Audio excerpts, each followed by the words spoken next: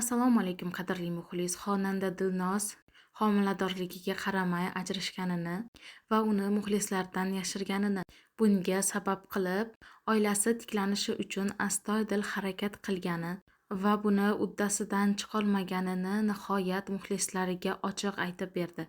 To'g'ri, men to'ylarda, ekranlarda ochiq, shaddod va erkin ko'rinishi mumkin, ammo hayotda turmushga chiqqanimdan so'ng juda ko'p cheklovlarga uchradim.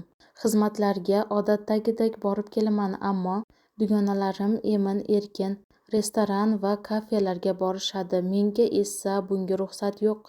Shu sabab uyimda yig'ilishga majbur bo'lishadi.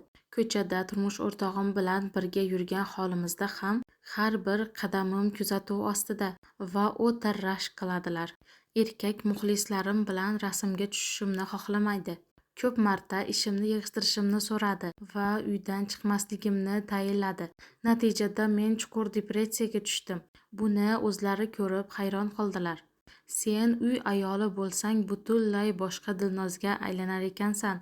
Men sevgan ayol bu emas deb taqdirga tan berdilar. Aziz muxlis, kanalimizda yangi bo'lsangiz obuna bo'lishni, like bosishni unutmang. O'z fikr va izohlaringizni kommentariyalarda yozib qoldiring. Xayr, salomat bo'ling.